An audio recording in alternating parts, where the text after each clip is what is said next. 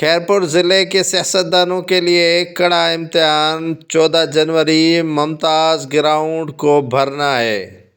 ممتاز ground میں عوام کھچا کھچ ہو، وہ کس طرح ہوگا؟ پیپلز پارٹی کے مقامی رہنماؤں نے کارکنوں سے رابطہ شروع کر دیا اور انہیں جلسے میں زیادہ سے زیادہ عوام کو لے کر آنے کی تلقین کرتے رہے۔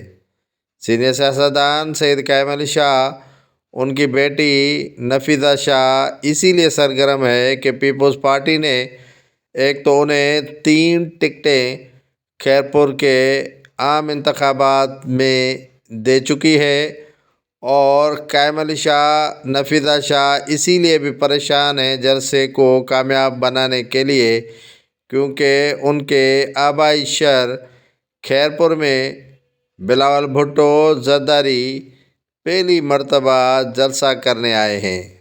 2018 میں سڑک سے گزر گئے تھے بلاول بھٹو کاروان کی صورت میں، لیکن انہوں نے خیرپور میں جلسہ نہیں کیا۔ دوبارہ جب لانگ مارچ بلاول بھٹو نے شروع کیا تو مریم توپ پر ایک سڑک پر ہی بلاول بھٹو کے لیے اہتمام کیا گیا تھا۔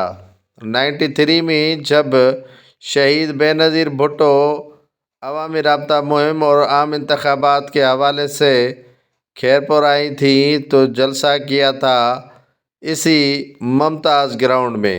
آج تک کسی بھی سیاسی جماعت کے بڑے بڑے اجتماع ہوئے، لیکن ممتاز گراؤنڈ خیرپور کوئی بھی جماعت پر نہ کر سکی، سوائے 93 میں شہید بے نظیر بھٹو کے جلسے کے علاوہ۔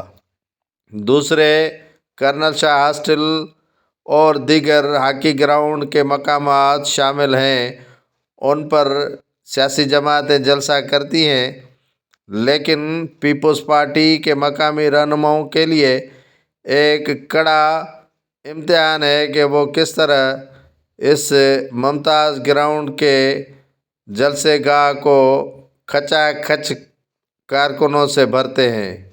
یہ امتحان شروع ہو گیا ہے۔ مقامی رہنماؤں کے علاوہ خاص طور پر سابق وزیر اعلیٰ سندھ سید قائم علی شاہ اور NA 202 کی امیدوار نفیسہ شاہ پر۔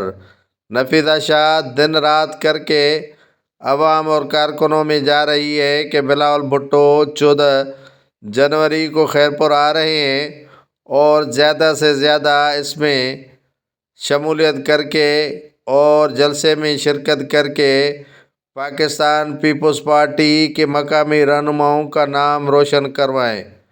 ٹکٹ ہولڈروں پر 10-10 ہزار بندے لانے کے لیے کہا گیا ہے، جبکہ خیرپور سٹی سے سید قائم علی شاہ اور نفیسہ شاہ بھرپور انداز میں کارکنوں کو آمادہ کر رہے ہیں۔